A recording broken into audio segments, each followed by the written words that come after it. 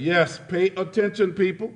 When the Milwaukee County Board of Supervisors sat down Monday morning to adopt the 2010 budget, there was no question it would be a long day.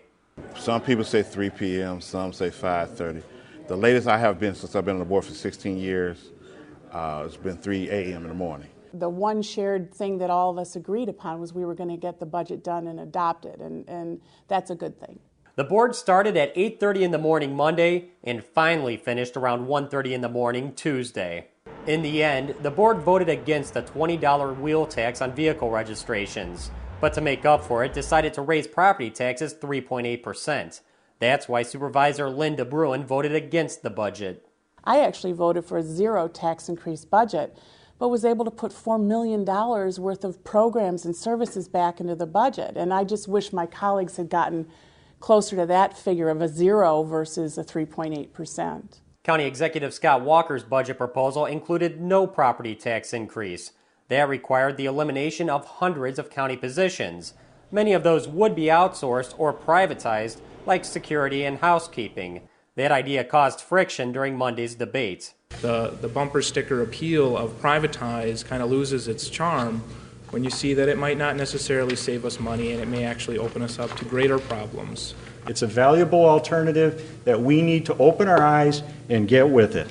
We need to think long and hard, and to say, oh, it's a dirty word. Yeah, it has some bad negativity, some negative press to it, and we've seen it blow up in our faces on various initiatives. Ultimately, the county board voted against privatizing those positions, and that's something County Executive Scott Walker says he plans to veto. My ultimate goal is to get the county budget down to a zero tax levy increase, and to do that, some of the most significant areas we'll do that is to use our veto process to get back to the place where we can contract out for services.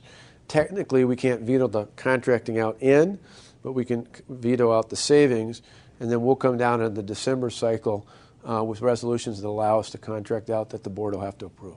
Another area Walker wanted to cut was $31 million in wages and benefits.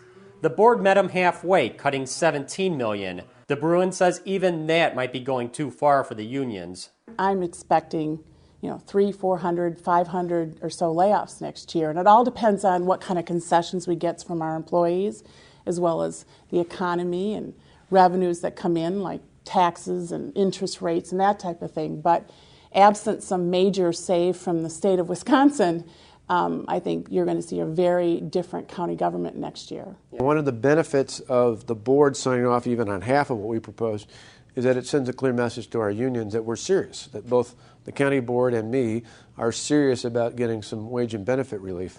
And if we don't, we haven't set a specific date, but probably somewhere within the second quarter of 2010, we'll have to start looking at whether it's layoffs, whether it's additional furlough days, or whether it's a 35-hour work week schedule.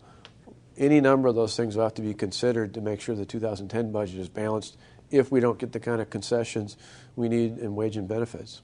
Walker says he will take a surgical approach to the budget when considering what to veto. The county board will then consider those vetoes next Wednesday. It really boils down to spending and where you're going to put the money. I think you should put it in the services, into providing true property tax relief. Unfortunately, at least 10 of the 19 members think it should go into higher taxes in order to keep public employees in positions that clearly could be done by the private sector. Ever since he's been here, we have a stark difference between the county exec. One time he vetoed the whole budget, and we had fun with him. So if you really want to veto the budget again, we'd be happy for that. So we can start from the beginning. For the MacIver Institute, I'm Bill Osmolsky.